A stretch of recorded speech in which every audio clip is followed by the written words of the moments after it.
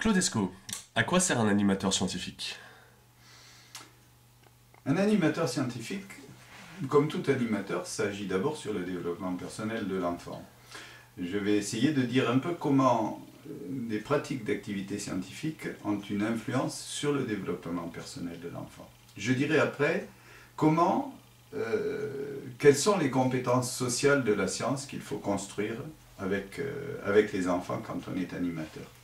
Sur la question du développement personnel de l'enfant, la première chose, c'est d'abord de comprendre que la science, ça s'inscrit dans la société, donc c'est forcément référé à des valeurs et à des décisions collectives. La première des valeurs, et celle que nous défendons fortement au sein des Francas, c'est la valeur de l'ouverture à la vie et du plaisir de vivre. Donc, ce qu'il faut construire quand on est animateur, au-delà de la science d'ailleurs, généralement, c'est construire des moyens qui vont permettre à l'enfant d'avoir une vie plus vaste, plus agréable, plus importante.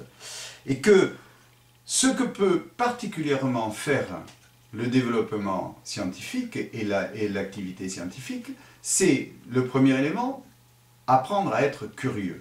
Parce que être curieux, ça veut dire effectivement pouvoir se poser un certain nombre de questions, donc pouvoir imaginer des éléments de réponse qui vont nous amener, qui vont amener l'enfant au bout du compte à agir, à pouvoir davantage agir sur la vie, donc à prendre davantage de plaisir.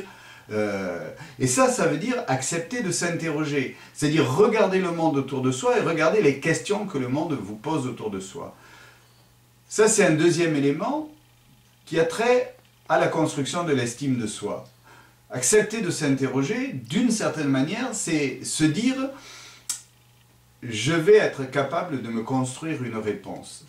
Et donc, le travail sur l'activité scientifique, c'est quelque chose qui peut permettre à l'enfant de comprendre qu'il est capable de se construire des réponses qui sont fiables, et donc se construire de lui-même une estime qui lui permettra de se développer davantage.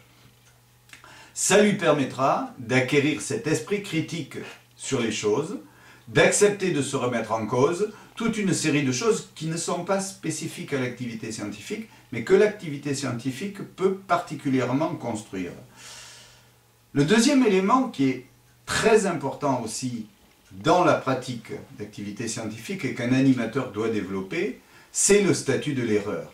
C'est de comprendre qu'on ne peut progresser qu'en se trompant. Parce que si je ne me trompe pas, c'est que je savais ce qu'il fallait faire, et c'est donc que j'ai rien appris. On apprend qu'en se trompant. Bachelard disait « l'erreur est indispensable à la connaissance ». Et que ce travail sur l'acceptation de se tromper comme quelque chose de naturel, c'est aussi quelque chose qui permet de construire davantage d'efficacité sur la vie. Et quand on est dans des domaines de recherche au plan scientifique, c'est quelque chose qui est important d'arriver à comprendre, et parce que c'est inscrit dans la situation de l'activité scientifique. Voilà ce que je pourrais dire sur le développement personnel.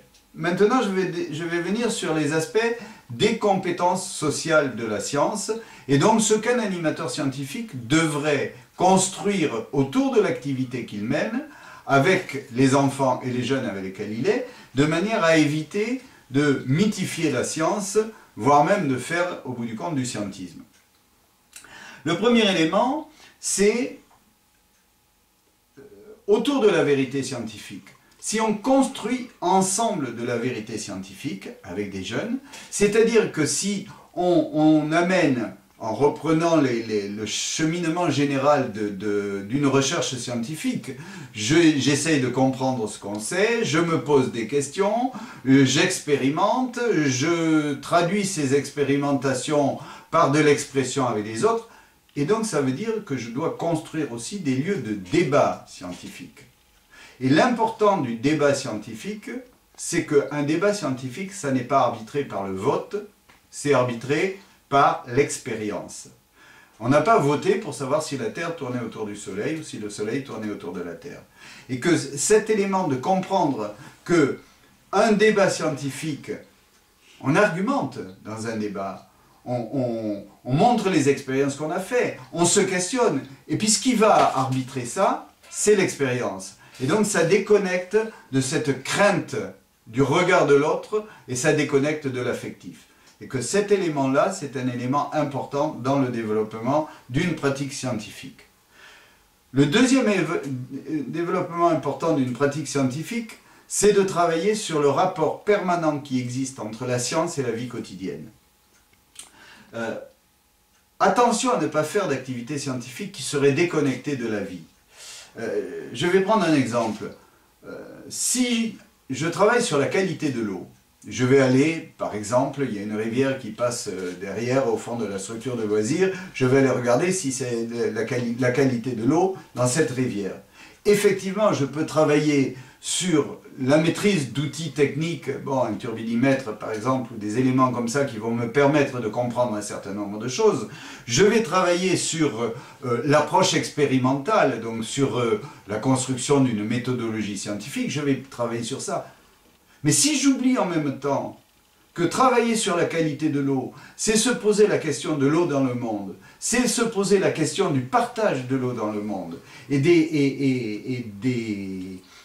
des incidences que ceci peut avoir sur la vie sociale de l'ensemble des gens, c'est faire comme si on pouvait travailler sur l'eau sans se poser des questions sociales. Et que donc, l'élément important qu'un animateur scientifique doit avoir en tête, c'est que ce qu'il fait, ça doit se construire dans l'environnement quotidien et dans la vie quotidienne des gens. Et donc, globalement, ça veut dire, premièrement, inscrire les activités de recherche qu'on a dans la pratique sociale, et dans l'autre sens, partir de la pratique sociale pour voir les questionnements qui se posent.